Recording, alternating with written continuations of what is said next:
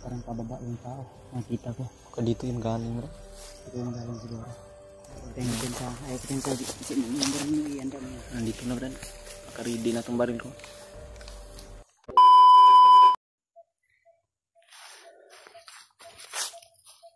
Ayun po mga tol. Magandang araw po sa inyo lahat.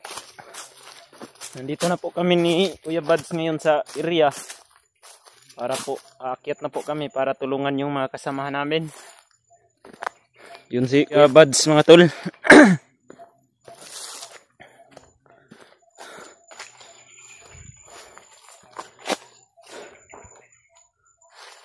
Grabe, napaka-sukal po itong bundok na pinasok namin. Papunta ito doon sa Mount Gulayat. Ako pa rin to sa Mount Gulayat, Brad. Ito yung paanan ng Mount Gulayat, Brad. Papunta doon. Dito tayo dadaan. Para mas madali tayong makaabot doon, Brad. Ano lang muna, nag-chinilas kasi yung boots ko nandito sa bag. Hindi pa naman ano. Mamaya mo na lang yung suotin yung boots mo, Brad, pag doon na tayo sa area. Mabigat yun eh. Tapos yung paa mo, mayroon pa yung piang. So, surot nyo ka lang. Sa Pingpili, ay Atiko, ang Europe, Atiko lang. Ati Indi Daos, ay Ati Bidjan, Ati Jingle.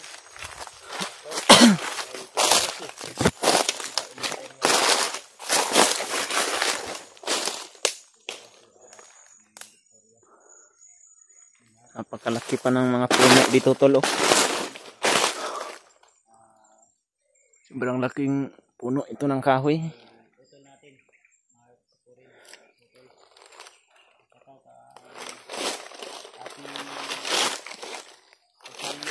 Yun po mga tol. Sana po supportahan niyo po yung aking YouTube channel po mga tol. Maraming salamat po sa sumusuporta at nanonood lagi sa aking video. Yun po mga tol, aakyat na po kami ni Kuya Buds doon sa Mount Gulayat para po sa mga misyon na pinamisyon sa amin ni Lolo Ambo na tulungan daw namin yung mga kasamahan namin na nasa critical po ang kalagayan nila ngayon, lalong lalo na si Remart, sila Pidot, Dave, Julio at saka yung iba pa nating kasamahan na kinakailangan ng tulong, lalong lalo na din yung aking pamilya. Yeah, dito po kami ngayon ni Kuya Buds. Nagsama po kaming dalawa para po hanapin yung iba nating kasamahan doon sa bundok at iligtas yung mga nahuli. At iligtas din namin si EJ para mawala yung hypnotize sa kanyang katawan. Si Remart at saka yung iba nating kasamahan na nangangailangan po ng tulong ngayon mga tol.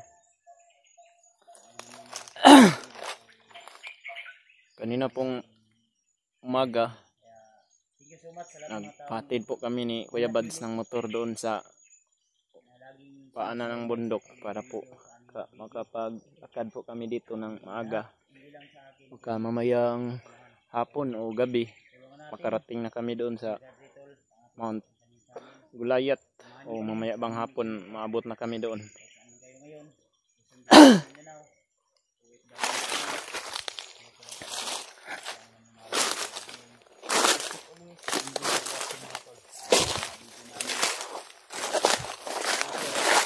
Kasama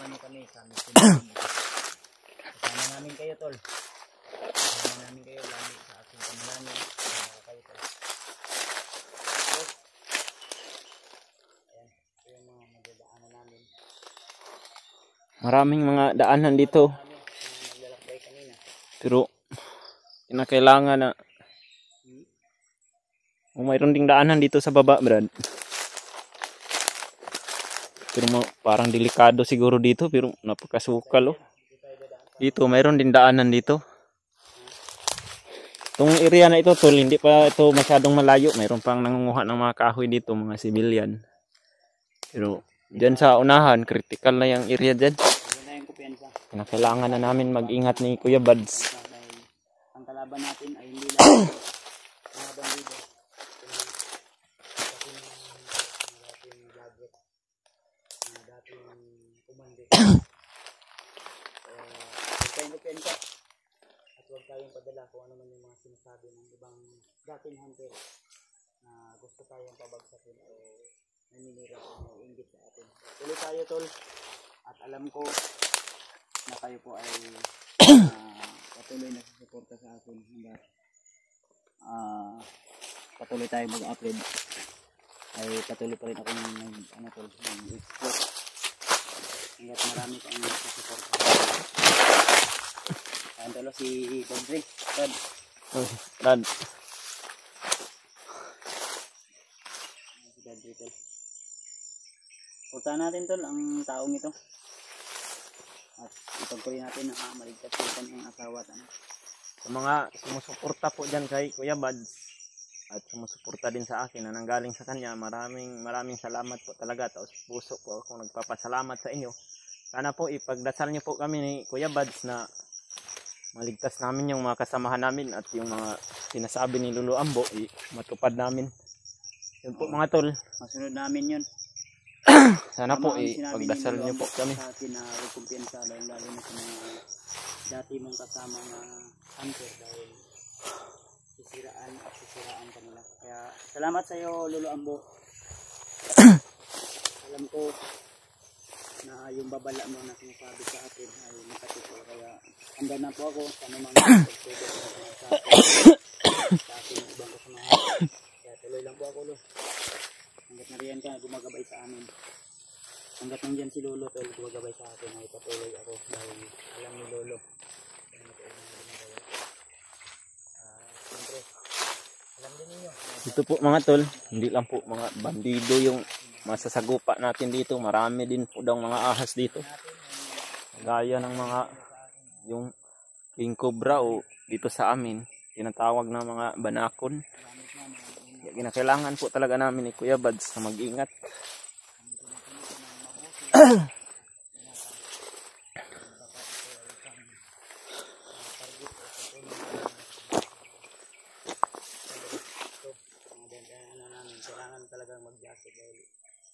Ito matatalim po itong mga dahon na ito.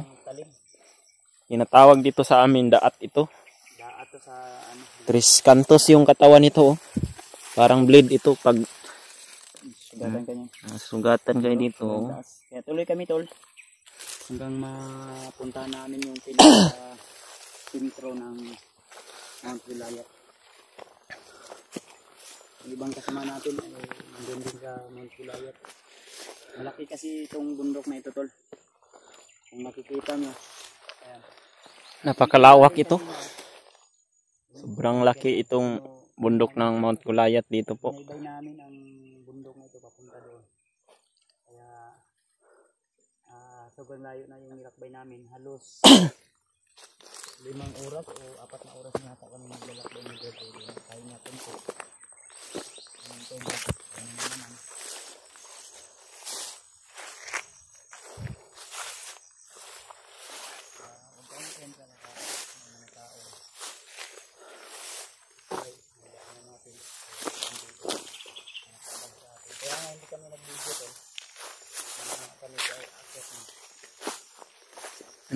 Mayroon pang namin kagabi. Actually, nakaprepare na po yung mga gamit namin.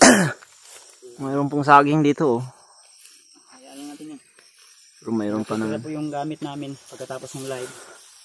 Handa kami at yun. Ilang oras lang yung tulog namin. Mayroon pang mga kuan dito. Payag-payag siguro ito ng mga bandido o ano ba. Tingnan natin ito kung ano ba ito.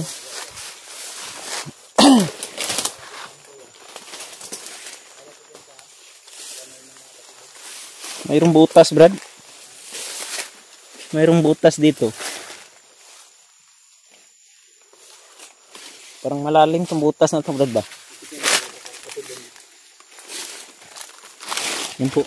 Makikita nyo po. Yan. Napakalalim po yung butas na yan. Butas? Hawanan daw, hawanan daw. Okay, ano pa nyo? Yan po. Parang ano to, iba siguro ito. Mata. Yan bro. Baka dyan hinuhulog yung mga bihag ko. Oh, Ay, hindi makita yan. Lalim yan. Lalim yan. Butas, no? Butas. Tapos mayroon lang trapal dito na mga sira-sira na. Kala ko pensa bro, kasi mo palitan ni kahugno bro. Natin yung baka katulong yan. Kung may biglang yung musik yan. Musik yan. Padaanan niya ng ahas si Bagnot. Siguro no. Parang pag ganyan kasi yung butas oh. Mataas ba? Hindi natin alam kung ano po yung nakabalot ng misteryo dito sa Mount Himalaya. Ay po mga tol, kung makikita ninyo, mayroon pong saging dyan na nahinog na pero walang kumukuha. Diyan po talaga natin malalaman na wala po talagang mga tao dito na pumunta. Ay pumupunta pero Minsan lang. Dahil pag mayroong tao dito na pumunta, siguro wala na yung saging na yan. Niluto na nila yan.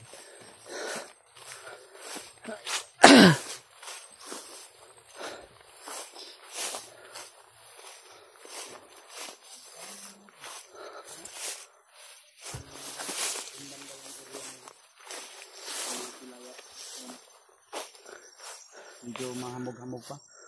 Pags pa lang. Mags pa. Ito ba ito? Sobrang layo pa yan. Layo pa yan. Siguro Layo pa maabot siguro tayo yung dyan.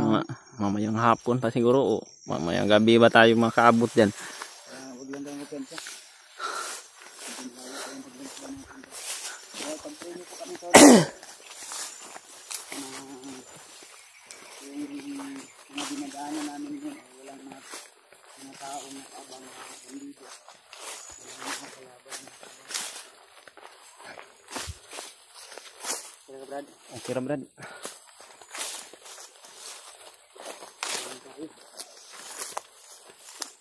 So, mga tolo, tuloy pa rin kami sa paglalakad ni Kuya Bads hanggang marating namin yung parang may mga aso Brad.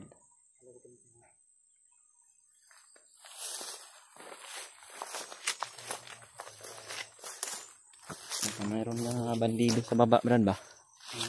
Baka mayroon ng mga bandido dyan. Kasama na siguro nila yung mga aso. Hindi pa ako nag-ano sapatos o nag-boot kasi ko muna, silip ko muna sa bag. Dito po kasi sa bundok, kagaya nito matitirik. Hawakan mo yung cellphone ko. Pag nagsapatos kayo dito tol, sobrang init ng paa tol. Kaya si Kuya Bads hindi niya sinuot yung sapatos niya para pagdating namin doon, yung paa niya okay lang. Hintayin mo ko dyan. Yan po mga tol. Tiningnan po ni Kuya Bads yung mga tunog ng aso sa baba. Baka mayroon pong mga kasamahan na bandido. Naniniguro po si Kuya Bads mga tol para hindi po kami mapahamak sa anumang trahedya na nakaabang sa amin dito.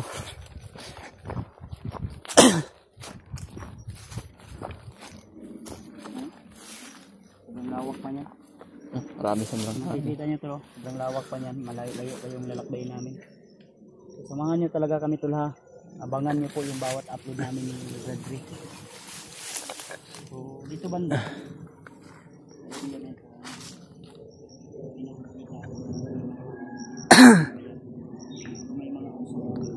Bro, may mga usok dyan bro.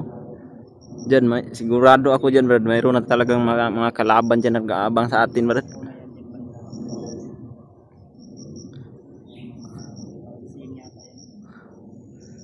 Siguro, nandyan na ngayon sila EG at saka yung si Binji siguro Brad ba no? Itin natin ang usok na yan. Baka yan nilagay.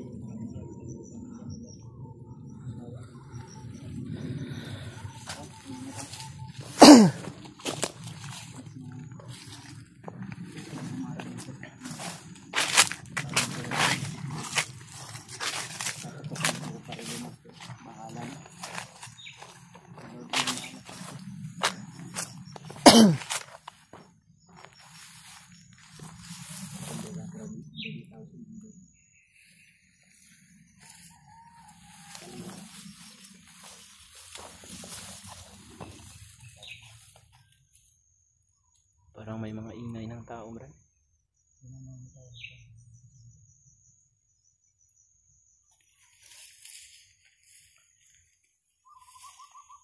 Baka nakita tayo ng monitor ni Bagnot, Brad, kasi maraming uwak kanina, Brad eh.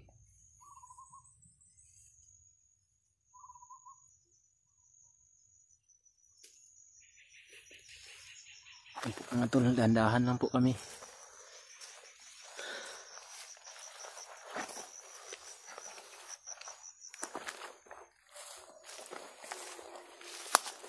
Yan po si Kuya Buds.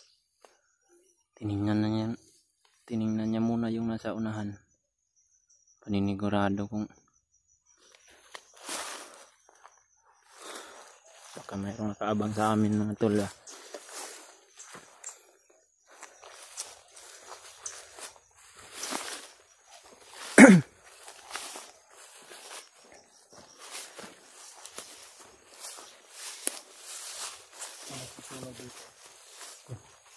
Sunog.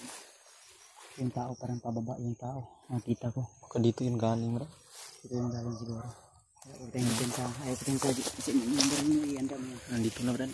Naka-ready na tong baril ko.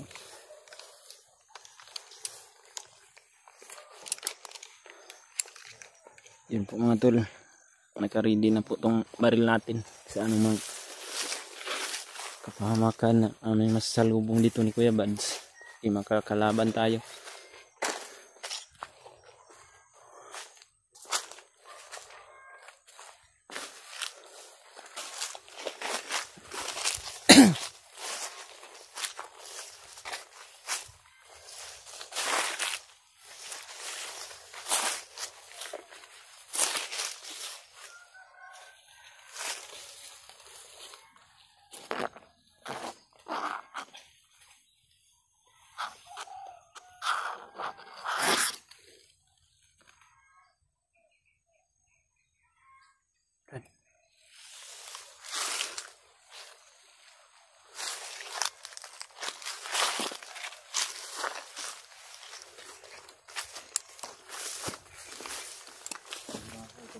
Brad, mayroong bahay pala dyan, Brad. Umusok wala. Dito na to. Kung nakikita niya po yun, mga tol, mayroong bahay po sa baba.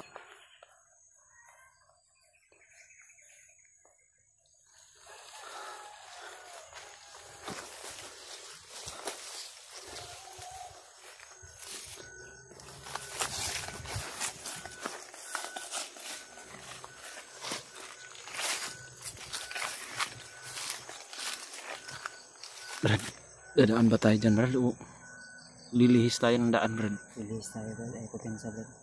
Baka mga tauhan niya ni Bagnot, Brad. Dito tayo. Kita.